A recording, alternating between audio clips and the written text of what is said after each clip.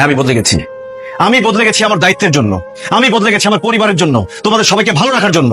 মানে আখি, তুমি সবসময় আমাকে বলো বিয়ের আগে সারাক্ষণ আমি তোমার পিছন পিছন ঘুরতাম, তোমাকে দেখার জন্য চোরের মতো তোমাদের বাসায় পর্যন্ত গিয়েছি। আর বিয়ের পর মানে এখন কেন তোমার সাথে আমি আগের মতোই পাগলামিটা করছি না? বিয়ের আগে আমি শুধু একজন প্রেমিক ছিলাম, আমার কোনো দায়িত্ব ছিল না, অফিস ছিল না, বস ছিল না, বাসা ভাড়া ছিল না, বউ ছিল না, এমনকি বাবা মায়ের চিকিৎসার খরচ পর্যন্ত চালাতে হতো না।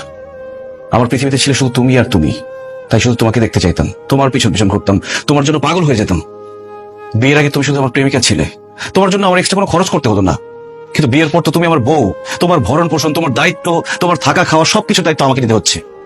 আমাদের বাসা ভাড়াটা এখন আমাকে দিতে হয়, আমার বাবা মায়ের চিকিৎসার খরচ আমাকে দিতে হয়। আর এই সংসারের পুরো দায়িত্বই তো এখন আমার। আর আমার চাকরি আছে, সেখানকার কাজটাও তো আমাকেই করতে হয় আখি, বসের মন জুগিয়ে চলতে হয়।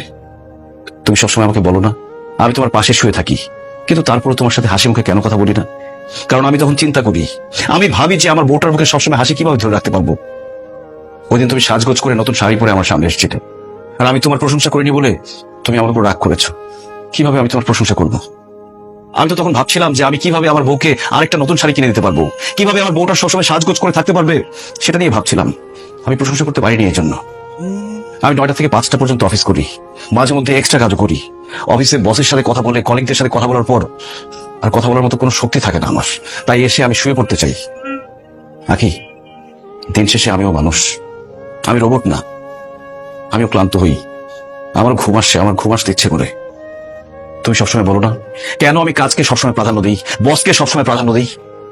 আমার বসকে যদি আমি প্রাধান্য না দিই, আমার চাকরিটা চলে গেলে আমি তোমাদেরকে কোথায় রাখবো, কি খাওয়াবো?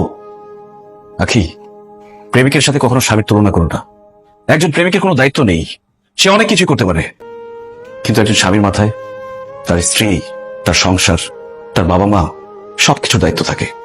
আর একজন স্বামী নির্দিষ্ট একজন মানুষকে খুশি করার জন্য চাইলে অনেক কিছু করতে পারে না। একজন প্রেমিক তার প্রেমিকাকে যতটুকু ভালোবাসে, একজন স্বামী তার স্ত্রীকে অনেক গুণ বেশি ভালোবাসে। কিন্তু সেই স্বামীটা তার স্ত্রীকে তার ভালোবাসা প্রকাশ করতে পারে না, এমনকি বাবা মাকেও তার ভালোবাসা প্রকাশ করতে পারে না। আর সবার জন্য করে যাওয়া এই লোকটাকেই সবাই দোষ দেয়। ওই যে কথায় আছে না, যে করে বেশি তার দোষও বেশি। আমি দোষী হয়ে তোমাদের মাঝে থাকতে চাই, তারপরও চাই তোমরা যাতে ভালো থাকো, নিরাপদে থাকো।